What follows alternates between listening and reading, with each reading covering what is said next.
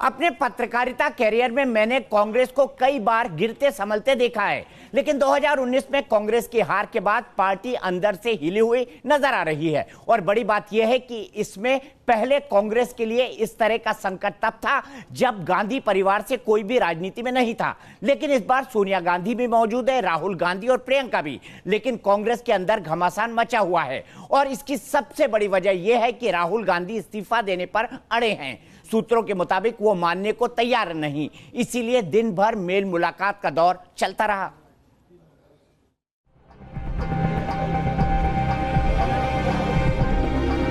पहले प्रियंका, फिर रणदीप सुरजेवाला और उसके बाद केसी वेणुगोपाल।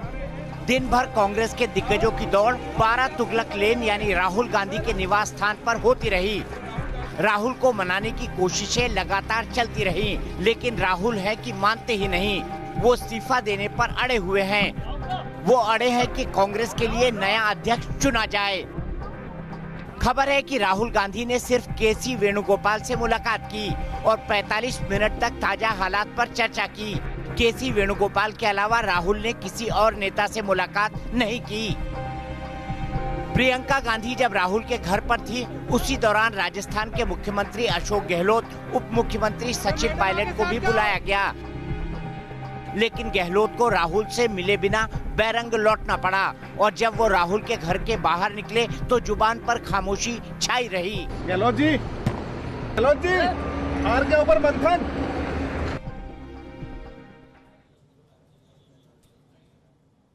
कांग्रेस की पूर्व अध्यक्ष सोनिया गांधी की कोशिश है कि संकट की घड़ी में किसी तरह राहुल को मना लिया जाए, इसीलिए वो राहुल के करीबी नेताओं को मोर्चे पर उतार रही हैं। लेकिन राहुल का गुस्सा उन दिग्गजों को लेकर है जो राज्यों के मुखिया हैं और उनके राज्य में पार्टी का सुपड़ा साफ हुआ। आइए आपको सिलसिलेवार ढंग से दिखाते हैं कि कांग्रेस शासित 4 राज्यों में किसका ट्रैक रिकॉर्ड क्या कहता है। आइए देखिए, कौन पास कौन फेल। कमलनाथ, 2014 के मुकाबले सीटें घटी हैं। 2014 में सिर्फ 2 सीटें थी, 29 में से 1 सीट जीती है, वो भी उनके बेटे नकुल नाथ ने। खुद ज्योतिरादित्य सिंधिया, कांग्रेस के सबसे बड़े चेहरों में से एक, वो चुनाव हार गए हैं। अगले राज्य की तरफ चलते हैं और देखते हैं राजस्थान क्या कहता है।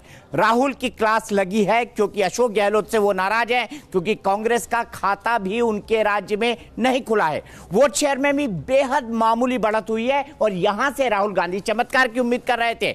इसके अलावा अगले राज्य की तरफ चलते हैं। अगला राज्य भी हम देखेंगे और यह भी देखेंगे कि इस राज्य में क्या कहता है प्रदर्शन का आंकड़ा। भूपेश बघेल, मुख्यमंत्री छत्तीसगढ़ के 2014 के मुकाबले यहां पर सिर्फ 1 सीट का फायदा हुआ है। अगर विधानसभा को आधार बनाया जाता तो 7 से 8 सीट मिलती। तो मात्र 4 से 5 महीने में पार्टी ने बड़ा जनाधार खोया है। पंजाब की अगर बात करें तो यहां पर कैप्टन अमरिंदर सिंह की शख्सियत के कारण अच्छा प्रदर्शन हुआ है बाकी राज्यों के मुकाबले।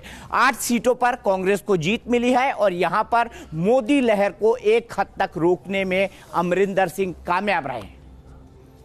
आज राहुल के घर पर मीटिंग में कांग्रेस के दिग्गज नेता प्रमोद तिवारी भी शामिल हुए। वो जब बाहर निकले तो उन्होंने संकेत दिया कि कई नेताओं पर गाज गिर सकती है।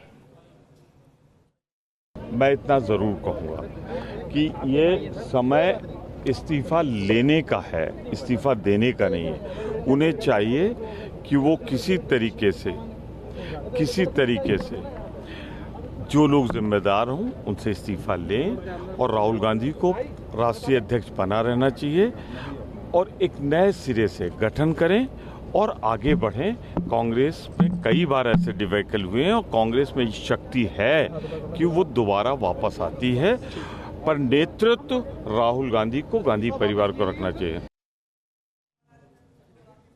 लेकिन राहुल है कि मानने को तैयार नहीं। दरअसल कांग्रेस शासित राज्यों में कांग्रेस का सुपड़ा साफ हो गया है। यहां तक राजस्थान के सीएम अशोक गहलोत अपने बेटे की सीट तक नहीं जिता पाए। राहुल की नाराजगी की बड़ी वजह और पहली वजह यही है कि राज्य नेतृत्व का पुत्र मोह पार्टी पर भारी पड़ा और अब राहुल कांग्रेस से पुत्र मोह त्यागने की मांग कर रहे हैं। यानी वो पार्टी हाईकमान की कुर्सी पर गांधी परिवार के बाहर के किसी सदस्य की ताजपोशी चाहते हैं। हालांकि कांग्रेस के बड़े नेता कह रहे हैं कि उन्हें कोई अध्यक्ष मिल ही नहीं रहा, इसीलिए आप कुर्सी संभाले रहिए। कांग्रेस अध्यक्ष राहुल गांधी अपने इस्तीफे पर अड़े हुए हैं, लेकिन पूरी कांग्रेस को उनका इस्तीफा मंजूर नहीं। कांग्रेसी दिग्गजों को लगता है कि अगर कांग्रेस हाईकमान से गांधी परिवार हटा तो पार्टी बिखर जाएगी। लोकसभा चुनाव में करारी हार के बाद मुश्किलें और बढ़ जाएंगी। इसीलिए कांग्रेस नेता एक सुर में बोल रहे हैं कि राहुल पार्टी अध्यक्ष बने रहें। We would like Rahul Gandhi to continue to reign the party and also give that kind of a leadership. Rahul Gandhi की मेहनत और कोशिश में कोई कमी नहीं थी। उनकी लीडरशिप के अंदर कांग्रेस आगे बढ़ेगी, ताकतवर होगी। देश की सबसे पुरानी पार्टी के रूठे अध्यक्ष को बनाने में पार्टी के पसीने छूट रहे हैं, लेकिन इसी बीच राहुल के करीबी नेताओं से बड़ी जानकारी मिली है। सूत्रों के हवाले से खबर है कि राहुल अभी फौरन अध्यक्ष पद नहीं छोड़ेंगे। सूत्रों के हवाले से पता चला है कि राहुल गांधी ने 1 महीने के अंदर नया अध्यक्ष चुनने की बात पार्टी नेताओं से कही है। गांधी परिवार के बाहर किसी नेता को पार्टी अध्यक्ष बनाने की राहुल वकालत कर रहे हैं। उधर खबर है कि राहुल अगर नहीं माने तो एक बार फिर कांग्रेस कार्य समिति की बैठक बुलाई जा सकती है। इससे पहले 25 मई को कांग्रेस कार्य समिति की बैठक हुई थी, जिसमें सोनिया गांधी, मनमोहन सिंह, प्रियंका गांधी समेत सभी नेताओं ने राहुल को अध्यक्ष पद न छोड़ने की सलाह दी थी और पार्टी में फेरबदल विस्तार के लिए राहुल को अधिकृत किया था। लेकिन राहुल पार्टी प्रमुख का पद छोड़कर संगठन और कैडर पर फोकस करना चाहते हैं। ठीक उसी तर्ज पर कैडर जो बीजेपी और संघ के मजबूत कैडर से मुकाबला कर सके। संगठन के मुखिया पद से राहुल हटने का ऐलान कर चुके हैं, लेकिन उन्होंने कांग्रेसी नेताओं को उम्मीद की एक किरण दी है। वो किरण ये है कि राहुल लोकसभा के अंदर उनको लीडर ऑफ अपोजिशन का पद नहीं मिलेगा क्योंकि नंबर्स उनके साथ नहीं है, लेकिन विपक्ष का सबसे बड़ा चेहरा बनने को राहुल राजी हैं। लोकसभा में एक बड़ी भूमिका के लिए वो तैयार हैं। 16वीं लोकसभा में मल्लिकार्जुन खड़गे को यह जिम्मा मिला था, लेकिन इस चुनाव में वो हार गए हैं और उनके हारने के बाद अब एक नए चेहरे की दरकार है, जिसके लिए राहुल तैयार है, लेकिन वो कांग्रेस अध्यक्ष पद बिल्कुल नहीं चाहते। शशि थरूर ने भी नेता प्रतिपक्ष के लिए अपनी इच्छा जताई थी, लेकिन नेता प्रतिपक्ष का पद कांग्रेस को नहीं मिलेगा क्योंकि उनके सांसद 10% से कम हैं। 17वीं लोकसभा में नेता प्रतिपक्ष का पद राहुल गांधी की पार्टी को नहीं मिलेगा, लेकिन राहुल गांधी फिर भी चाहते हैं कि वो सदन में कांग्रेस के नेता बने रहे। 55 सांसद चाहिए राहुल गांधी की पार्टी को। राहुल गांधी की पार्टी के 55 सांसद 10% सांसद, 10% सांसद भी संसद में नहीं है और इस लोकसभा में 52 सीटें जैसा कि हमने आपको बताया था और नेता प्रतिपक्ष के लिए कांग्रेस के पास 3 सीटें कम हैं। सीधे चलते हैं हमारे सहयोगी रवि सिसोदिया के पास। रवि, सबसे पहले आपसे ये जानना चाहूंगा, क्या राहुल को रात तक कोई मना पाया है?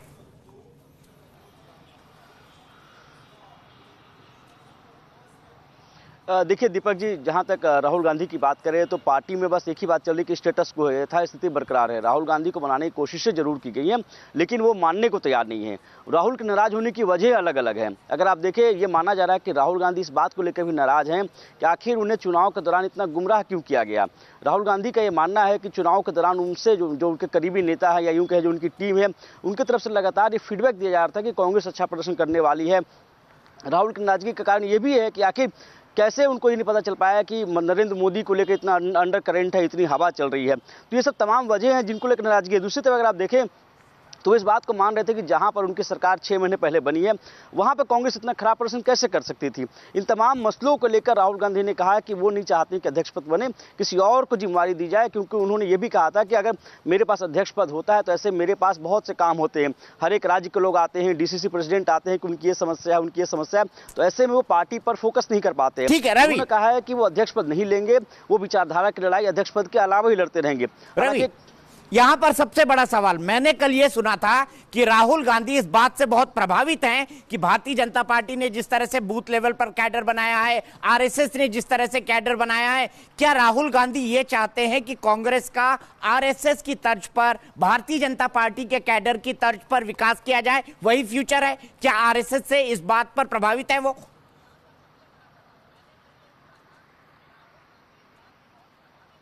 बिल्कुल सही बात बोली आपने। जिस तरह से अभी के जो हालात हैं, जिसमें कहा जा रहा है कि कांग्रेस कहीं ना कहीं मजबूत होती हुई नहीं दिखी थी, बूथ मैनेजमेंट उनका कमजोर था, उनके लोग नहीं दिखे थे, और जो बीजेपी की बात, जिस तरह बीजेपी की जीत हुई है, उसके पीछे सबसे बड़ी वजह उनका बूथ मैनेजमेंट मजबूत होना था।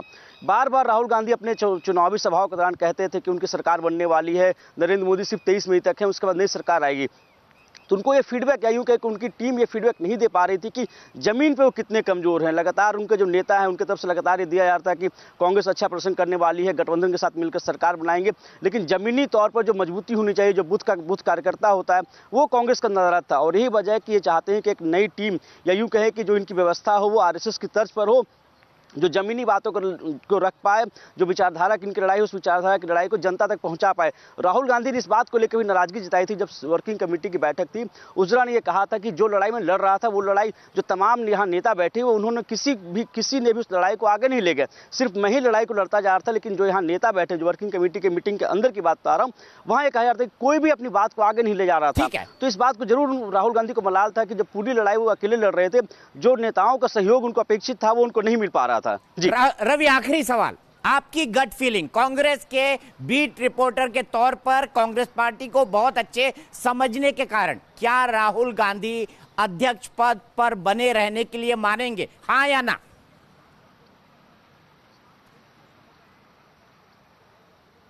देखिए, अभी जो हालात, उसमें ऐसा लगता नहीं है कि वो मानेंगे, क्योंकि आप देखिए कोई भी नेता हो, राहुल गांधी के सवाल पे कोई भी कुछ भी नहीं बोल पा रहा है। उनको इस बात का अंदाजा है कि राहुल गांधी इस पर कितने नाराज हैं।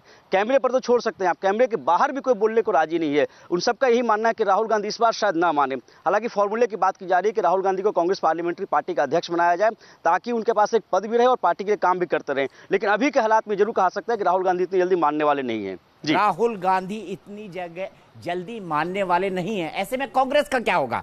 कांग्रेस का क्या होगा, इसको लेकर विपक्ष के नेता भी चिंतित है। हॉस्पिटल में भर्ती लालू यादव की एंट्री भी इस पूरे मामले में हो गई है। उन्होंने राहुल गांधी से अपील की है कि वो इस्तीफा न दे। लालू यादव ने कहा है कि राहुल गांधी का कांग्रेस अध्यक्ष पद छोड़ना आत्मघाती होगा। उनका इस्तीफा भारतीय जनता पार्टी के जाल में फंसना जैसा होगा। ये उन सभी सामाजिक और राजनीतिक ताकतों के लिए भी झटका होगा जो संघ परिवार के खिलाफ लड़ाई लड़ रही हैं। लेकिन यहां सबसे बड़ा सवाल, खुद राहुल संघ परिवार से प्रभावित है। जैसा कि रवि ने अभी बताया, वो चाहते हैं कि वो कांग्रेस का विकास भी ठीक उसी तरह से करें जिस तरह से RSS और बीजेपी ने अपने काडर का विकास किया है। आइडियोलॉजिकल अंतर हो सकता है, लेकिन राहुल यहां पर प्रभावित है। 2019 लोकसभा चुनाव के नतीजों से सिर्फ कांग्रेस में ही घमासान नहीं मचा, बल्कि करीब करीब सारे विपक्षी दल मुश्किल में नजर आ रहे हैं।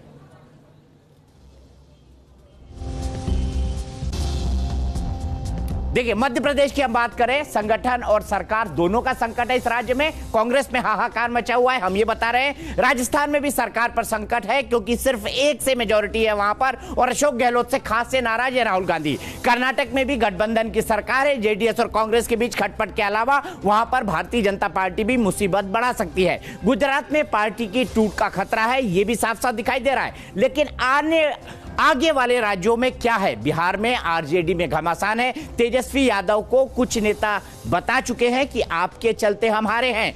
TMC के कई नेता आज ही भारतीय जनता पार्टी में शामिल हो गए, जैसा कैलाश विजयवर्गीय ने दावा किया था न्यूज नेशन के अंदर। तो हर पार्टी में हलचल है, हर पार्टी में उठापटक हो रही है। बात करते हैं मध्य प्रदेश की कि वहां पर क्या संकट है। मध्य प्रदेश में कांग्रेस के लिए दो ही मुसीबत है। पहली तो यह कि हार के बाद अब अटकलें लगाई जा रही है कि सूबे में कमलनाथ सरकार गिर सकती है, और दूसरी ये कि कमलनाथ के नेतृत्व पर भी सवाल उठ रहे हैं। और कांग्रेस नेता बेशक कमलनाथ के कामकाज पर सवाल उठाने से बच रहे हो, लेकिन अध्यक्ष पद ज्योतिरादित्य सिंधिया को देने की मांग जोर पकड़ने लगी है।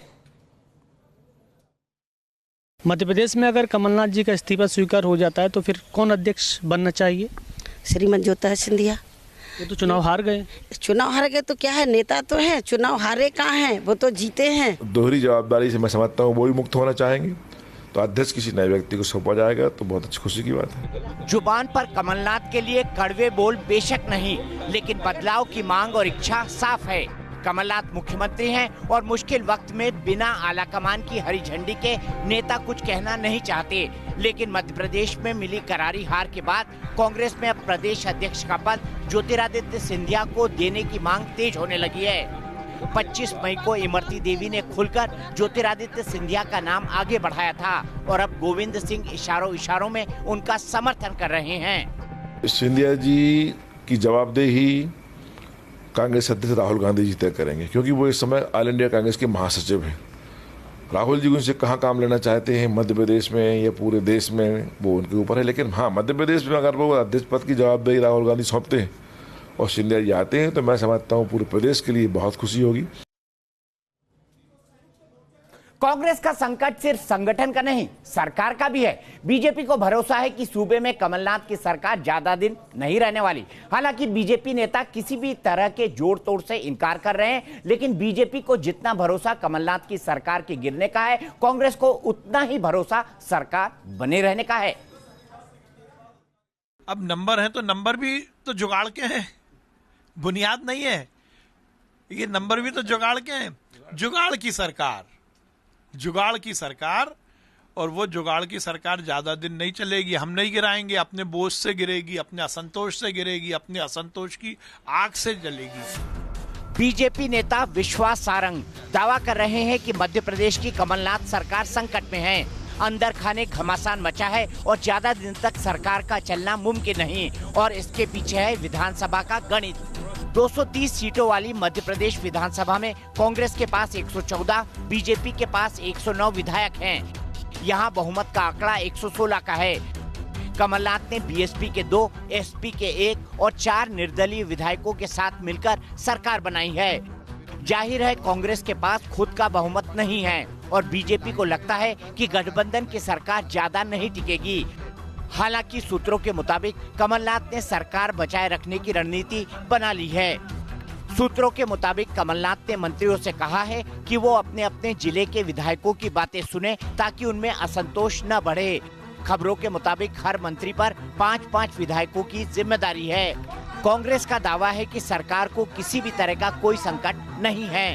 121 लोगों के दस्तखत जो परसों मीटिंग हुई थी उसमें है, और एक विधायक ने कहा कि हम मुख्यमंत्री कमलनाथ जी के साथ हैं। उसके पहले मंत्रिमंडल की बैठक हुई, उन्होंने कहा कि हम मुख्यमंत्री के साथ हैं। ये केवल अफवाह फैलाने का काम कर रहे हैं। हमारी जो बीएसपी की जो विधायक है राम भाई, उसने तो सरेआम का 50 करोड़ रुपए का ऑफर उनको आया था जब वो अपने लड़के का वहाँ पे इलाज करा रही थी।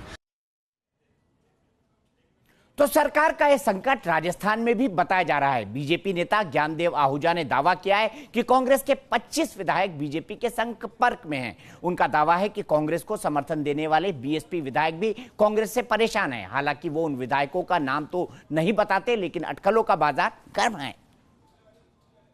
कि कांग्रेस में काफी उठापटक हो रही है। बसपा के विधायक तो दुखी हैं, कांग्रेस के भी 20-25 विधायक दुखी हैं, ऐसा जानकारी मिली है। बीजेपी नेता के इस बयान के बाद ये कयास लग रहे हैं कि राजस्थान की कांग्रेस सरकार में सब कुछ ठीक नहीं है। कृषि मंत्री लालचंद कटारिया गहलोत सरकार से इस्तीफा दे चुके हैं। वहीं राजस्थान के परिवहन मंत्री प्रताप सिंह सीएम गहलोत के खिलाफ बागी सुर अख्तियार किए हुए हैं। दरअसल राजस्थान सरकार के कई मंत्रियों ने चुनाव में जवाबदेही तय करने और कार्रवाई की मांग की है। वहीं बीजेपी कांग्रेस के अंदर चल रही खींचतान पर चुटकी लेने से बाज नहीं आ रही है। 4 कांग्रेस के मंत्री इस्तीफा दे चुके। कांग्रेस के कई पदाधिकारी जो हैं वो इस्तीफा देने के लिए आतुर है। राहुल गांधी जी ने मुख्यमंत्री जी पर ये आरोप लगा दिया कि वो अपने बेटे के चुनाव प्रचार में व्यस्त रहे और पार्टी को जिताने में ध्यान नहीं दिया। हमें कहीं मेहनत की आवश्यकता नहीं है। कांग्रेस ही अपने आप ही कहीं सरकार को गिराने पे आतुर है, और मुझे लगता है अगर यही सिलसिला रहा इस्तीफों का तो वो समय दूर नहीं कि कांग्रेस अल्पमत में आ सकती है और सरकार गिर सकती है। हम कोशिश नहीं कर रहे। हालांकि कांग्रेस का दावा है कि राजस्थान में सब कुछ ठीक ठाक है। एकजुटता की जरूरत है और एकजुट है कांग्रेस परिवार पूरा का पूरा। कांग्रेस में पद का कोई मायने ही नहीं रखता है। कांग्रेस परिवार में एकजुटता मायने रखता है। कांग्रेस परिवार एकजुट है। और अब बात करते हैं राजस्थान के अंक गणित की। राजस्थान विधानसभा में 200 सीट हैं। इसमें बीजेपी के 73 विधायक हैं। बीजेपी नेता ज्ञानदेव आहूजा का दावा है कि 20 से 25 कांग्रेसी विधायक उनके संपर्क में हैं। तो क्या गहलोत सरकार संकट में है? आपको बताते हैं कि राजस्थान की गहलोत सरकार को सदन में कितने विधायकों का समर्थन हासिल है। राजस्थान विधानसभा का गणित क्या है, सबसे पहले वो समझ लीजिए। कांग्रेस के 100 विधायक हैं, आरएलडी का 1 विधायक है, बीएसपी के 6 विधायक है, निर्दलीय 12 विधायक हैं और ये तमाम लोग इस वक्त अशोक गहलोत सरकार के साथ हैं। राजस्थान में हलचल है तो गुजरात में भी खींचतान कम नहीं है। गुजरात कांग्रेस में भी चुनावी नतीजे के बाद सियासी तूफान मचा है। गुजरात कांग्रेस से नाराज चल रहे अल्पेश ठाकोर की बीजेपी के साथ जुड़ने की अटकलें तेज हो गई है। अल्पेश खुलेआम कांग्रेस के नेतृत्व पर भी सवाल उठा रहे हैं। अल्पेश ने आरोप लगाया है कि कांग्रेस के पास जनाधार नहीं है, वो सिर्फ नेताओं की पार्टी बनकर रह गई है।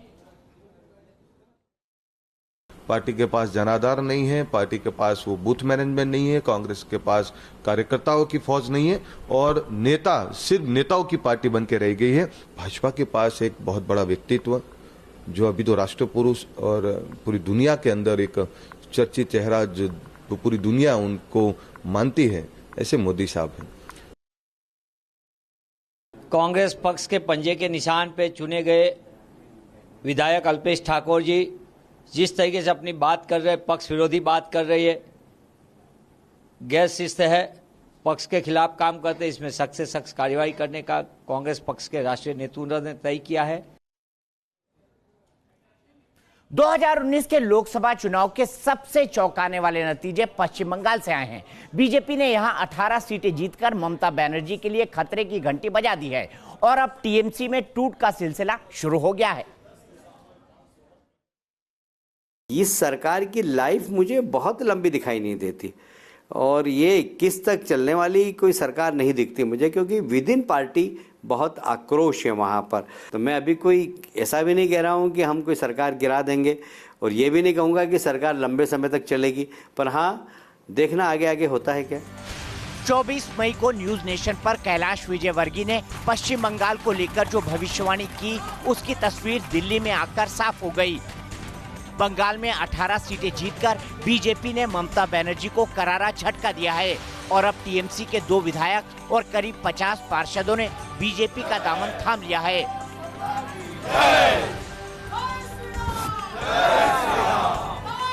दिल्ली में इन नेताओं ने बीजेपी की सदस्यता ली। काफी बड़ी संख्या में लोग बीजेपी ज्वाइन करने वाले हैं। आज ये आप देख रहे हैं पहला चरण है, अगले वीक में फिर हमारे साथ कुछ लोग जुड़ेंगे। लगातार लोग टीएमसी छोड़कर पश्चिमी बंगाल में एक शांति की स्थापना चाहते हैं, विकास चाहते हैं, इसलिए सबको मोदी जी पे विश्वास है। तो टीएमसी छोड़कर बीजेपी में शामिल होने वाले विधायकों में मुकुल रॉय के बेटे शुभ्रांशु राय भी रहे हैं। शुभ्रांशु राय बीजापुर से विधायक हैं। उनके अलावा विष्णुपुर से टीएमसी विधायक तुषार कांति भट्टाचार्य ये भी भारतीय जनता पार्टी के अंदर शामिल हो गए हैं। यह आप तस्वीरों में देख सकते हैं हमारे ग्राफिक के अंदर। यह है बीजेपी का मिशन बंगाल। 3 विधायकों की हमने बात की, 3 विधायकों की तस्वीरें दिखाई।